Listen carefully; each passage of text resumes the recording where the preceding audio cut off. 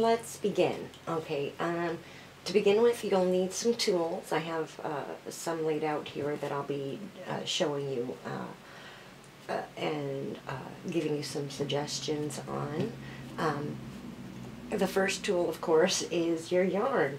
I suggest to buy cheap yarn to begin with, because when I started, I didn't expect to make anything from my first projects. My first projects were the stitches themselves. So the cheap $2 yarn works perfectly fine. I have a yarn roller, so I get these nifty little balls instead of the skins that they normally come in. But you want to start with a bright color. You see that I'm going with a bright blue.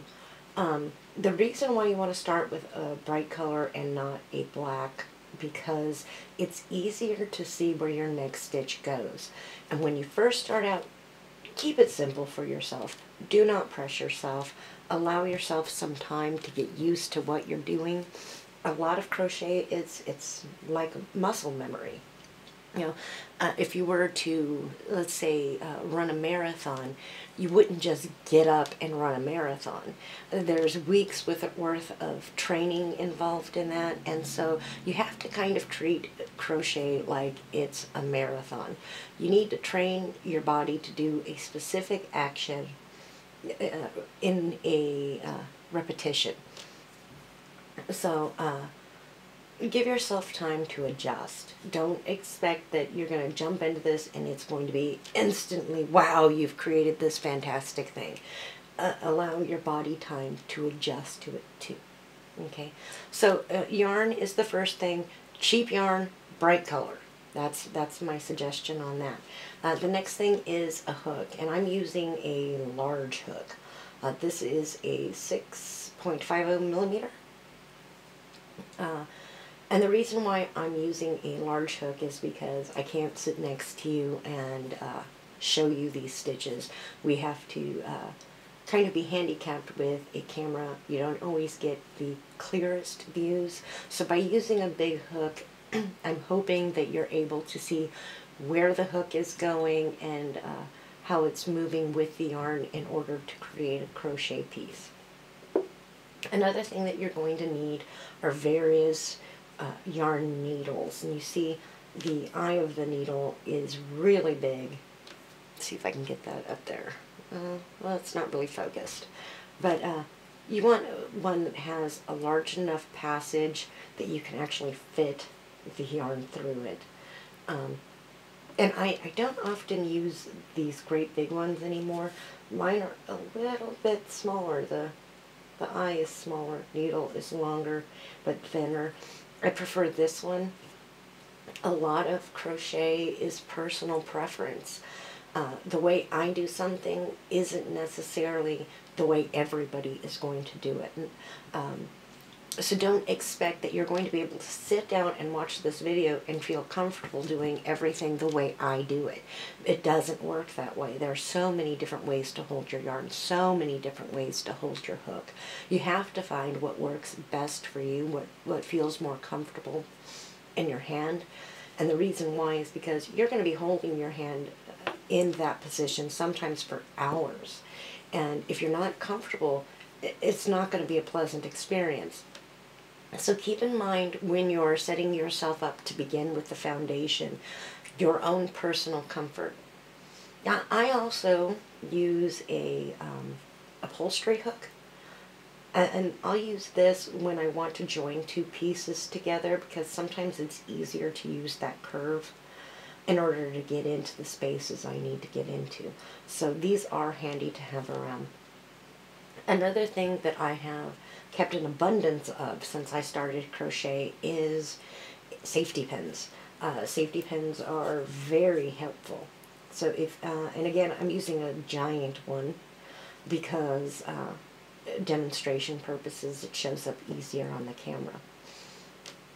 I also get a scrap of yarn that is a different color than the yarn I'm working with, and the reason why is these make fantastic stitch markers. So let's say I want to mark one spot and move on from there. I can show you how I use these later on in this video so that you understand how a stitch marker works. And of course, you're going to need scissors. Okay, one thing that I find helpful but not completely necessary is a container for my yarn. These little balls, they like to roll away on you. So by putting it in a container, it keeps it from running away and you don't have to chase your yarn down. I have several different containers I use because sometimes I have several different projects in works. The one my mom gave me, that's fantastic because it's like a handbag that I can carry wherever I go. If I go to the doctor's office, I can take it with me, and while I'm waiting, I can sit there and crochet. I have one that I personally made through crochet. I crocheted a bag to hold my crochet, if that makes any sense. So a container is helpful. It's helpful for if you want to say, take it on your errands, whatever. But for our purposes today, it's just going to be in the way, so I'm going to move it out. Okay. So to begin crochet, there are a couple things you need to know. The first one is, how do you hold your yarn? You see, I've got my tail here. It's lying across my hand. Okay. The rest, which is attached to my yarn ball, okay, is over the back of my hand.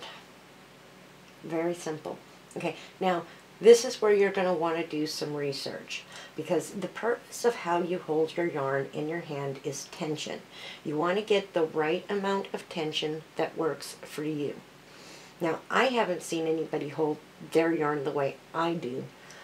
Not saying that my way is so fantastic or better, it is what works for me. So you want to do some research, find out what works for you, because you want to be able to keep a steady flow of yarn going through your fingers without constantly having to readjust, constantly having to fix that. It'll keep the flow better, and it will keep your stitches organized and around the same size. So how I hold my yarn is I hold it across my fingers like this, pinch it so that the yarn doesn't go away, then kind of do like this Vulcan thing with my fingers, pull it across here so it lays across my ring finger. Okay. Then I bring it back over the pinky and I'm going to loop it. Okay, now do you see how the loop that attaches to the yarn ball itself is on the inside of my finger, not the out? For me, this creates the best tension so I can get a nice smooth flow of the yarn. Doesn't give me too much, doesn't give me too little, and it keeps me from having to constantly adjust. This is the way that works for me. Again, like I said, it doesn't work for everybody. Find the way that works for you. Find the way that allows you to regulate tension. Another first thing to look into, to do research on, is how you want to hold your hook. Now, some people, me personally, I hold it like this. This is how I hold it. But some people hold it like a pencil. You have to find what feels most comfortable for you so that you can make it work for you. Okay? Now, the basic start to any crochet piece is the slip knot. That's the first thing that you do on pretty much any project. So there are many different ways to create a slip knot. I think mine is the easiest, but I think everybody thinks theirs is the easiest. Now, I hold the tail here in my hand, and this is the side that's attached to the yarn ball. I'm going to bring it up and create like an X and a loop at the top. Okay?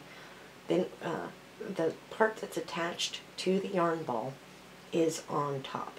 I'm going to wrap it around up to my loop and pull it through.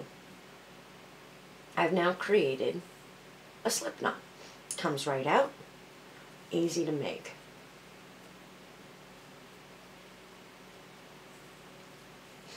Another thing that you'd like to remember when creating your slip knot is to have a long enough tail on the end that you can weave it in. I mean, if you have a little tiny stubby tail, you're not going to be able to weave that in and make it go away. So, you know, try and give yourself a bit of length where your tail is concerned, so that way you have the space to put it into your yarn needle and weave it in at the end. Now, with our slip knot created, we're going to create our first chain. So you want to slip the slip knot over your hook and tighten it down. From there, I hold on to both the yarn tail and the hook, and I create my tension. Now, we're going to do some chains.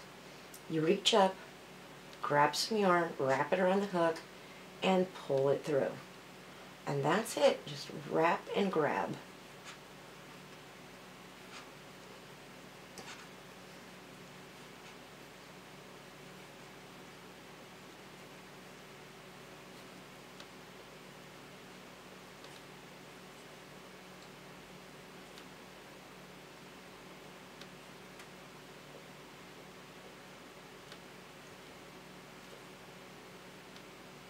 Okay. Now, since this is practice and we don't have any real pattern in mind here, it doesn't really matter how often we do this. And I could make a chain of this that spans my bedroom. Doesn't really matter, because it's just for practice. And you want to do this until you feel comfortable with the movements. Like I said before, a lot of this is muscle memory. You're trying to train your muscles to do this action. Once your muscles have been trained, it's almost like you could do it with your eyes closed. And do it very quickly. So what I did when I first started was I would make a chain, and then I would undo my chain to where I have just string again, make my slip knot,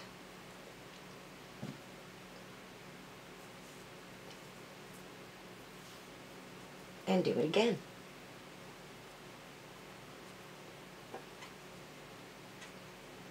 And that's how you make a chain. When I was in grade school, we used to make friendship bracelets by making chains. And I think that in doing that, it gave me a bit of an advantage when I wanted to learn how to crochet, because I understood the mechanics. It's like it was familiar to me. And so that kind of gave me a little bit of an upper hand when I started to pick up my crochet hook. Okay. And the way we did it with our fingers, and I'm going to use my little placeholder scrap piece of yarn here, is that we would make a little slip knot, and then we just pull it through with our fingers. Now, of course, you're not going to get even stitches doing this way, because you don't have the tension on it, and you know, it's not a perfect process, but it does give you an idea of the mechanics of what you're trying to do. And again, pull it, comes apart. Now that we have our foundation chain, we can move into our single crochet stitch. And the way we want to do that is, okay, this is the last stitch that we made right there. Okay, you can see our yarn is still coming out of it. That's the last chain that we made. Now we want to skip this last one that we did, put our yarn through the top hole of the next stitch. Let me get my tension back on there.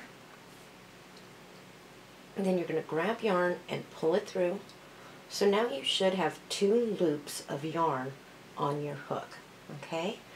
So grab some more yarn, and then you're going to pull it through both loops. Okay?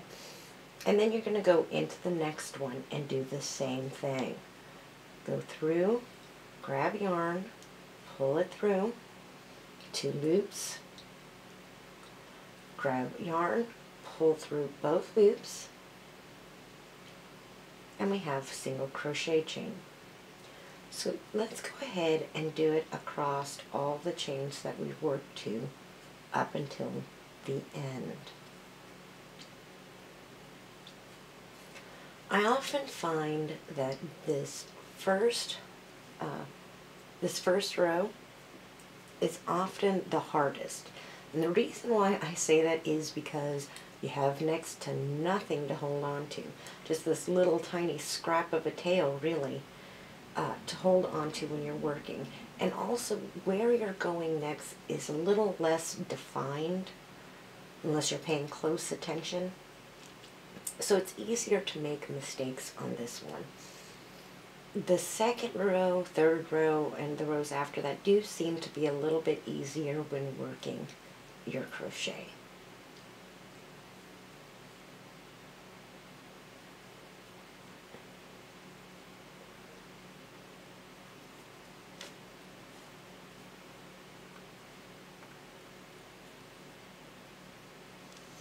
And take your time. Like I said, it's a marathon. You have to give your body a chance to adjust to what you're expecting it to do.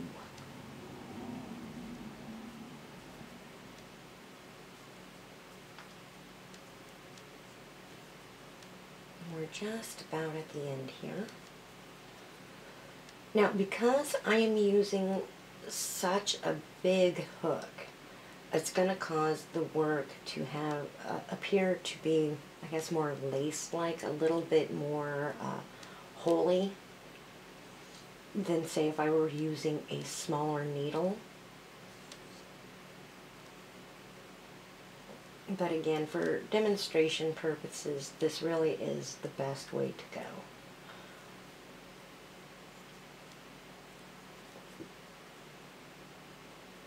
Alright, just about at the end here.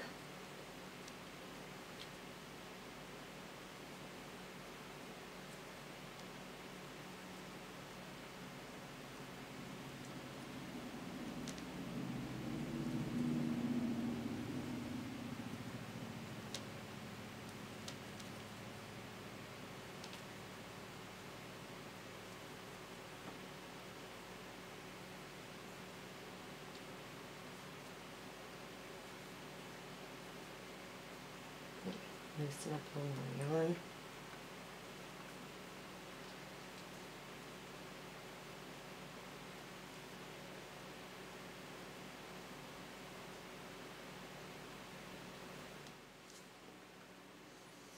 Okay, so now we're at the end of our first row of crochet. Now, what we want to do now is do an extra stitch, turn the work over, and begin again. Oh, messed up my tension. Alright, so now we're going to go through the top 2 loops of our crocheted work. And I don't know if you can see that there. There are 2 loops that I've gone through. I grab the yarn, pull it through the 2 loops. Now I have 2 loops on my hook. Grab yarn, pull through both of them. Okay, so now I'm back down to 1 loop on my hook. I'm going to go into the next stitch, make sure I go through the top 2 loops, grab my yarn, pull it through. I have 2 loops on my hook, grab some more yarn, pull it through both loops. And then you go ahead and work your way down your chain. Now let's say I am in the middle of a pattern and for whatever reason I want to mark this spot here and say, okay, this is where I'm going to start a new row, a new count. That's where my little piece of yarn comes in handy. A little pro tip here. I take my piece of yarn that is of a different color and I put it across the work down here. Now I'm going to put my hook through the next 2 hooks where they were supposed to go if that yarn wasn't even there. grab the yarn, pull it through. Again, I have 2 loops on my chain, grab the yarn and pull it through. And then I can keep working. Now that yarn stays in place. So effectively, I have marked that spot.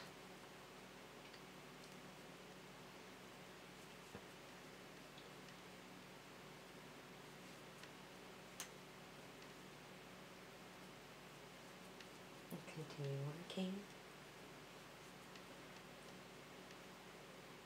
I like sometimes to use stitch markers if I have a big project that is taking me forever to get through.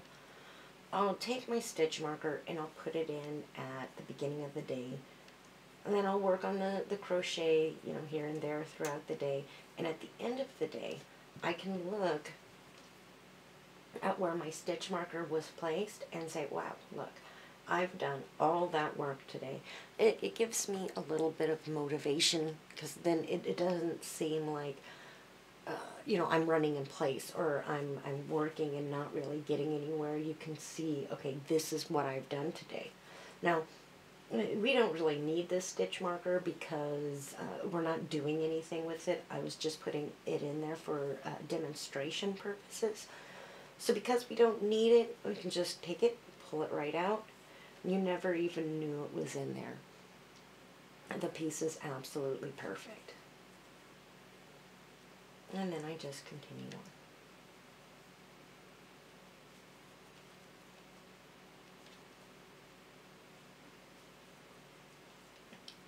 on. Now, I also like to demonstrate to you how I don't lose work. Okay, it's nearly impossible to pick up a project and be finished with it in one sitting, especially if you're getting into bigger projects. I have a 3-year-old, and she's not often kind to my projects. So what I do, in order to keep my projects safe when I have to put them down and walk away, is I take my safety pin and I put it through my loop and I close it. Now what this does is you can't pull out your stitches. It locks your stitch in place. So say my 3-year-old gets a hold of it and starts to try to unravel my work, I've got my stitch marker put in place. She can't unravel it. And I can just do this, take out the safety pin,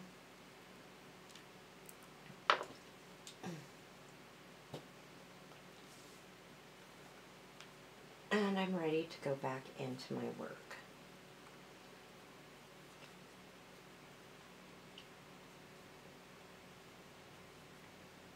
So those are a couple of tricks, a couple of tips. We're getting to the end of our second row of single crochet.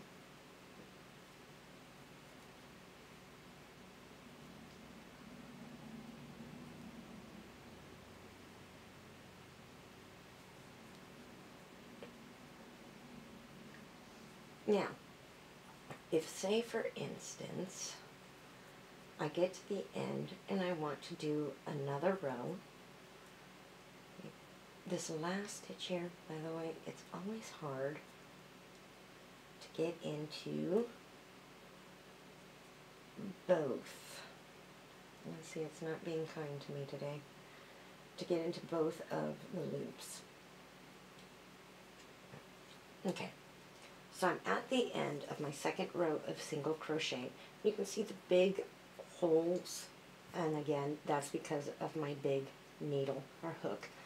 Now if I were to go on to do my third row, again I do a single crochet, a single stitch at the end, go back in, top 2 loops, and begin again and start to go down the line.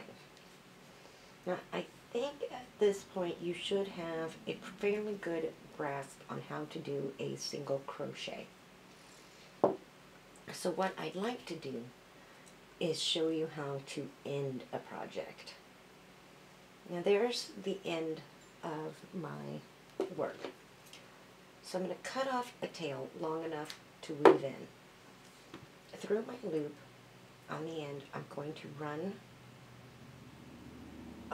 detail through it until it's tight. Now that knocks it off, so again, it can't be unraveled. Now in order to weave in the ends, you'll need your yarn needle, and just work your yarn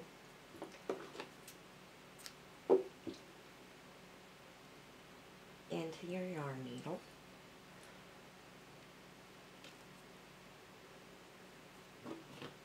Go to the end where you've ended your work, and you're going to kind of weave the yarn in between your crochet.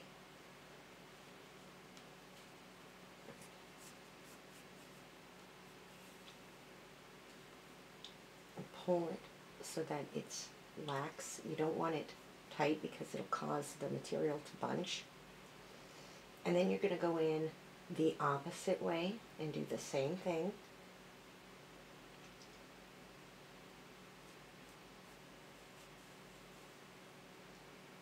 Okay, and then what you do here is this time you do bunch it up a little bit to where it's kind of scrunched up there. Cut off the end with your needle, and then you pull it, and that end disappears inside the work itself so that you don't see your tail. And that's how you weave in the tail. So just to kind of recap what we've gone over today, we learned how to do a slip knot. We learned about tension, regulating tension, how to hold a hook. We've learned how to do our first chain and how to do a single crochet stitch.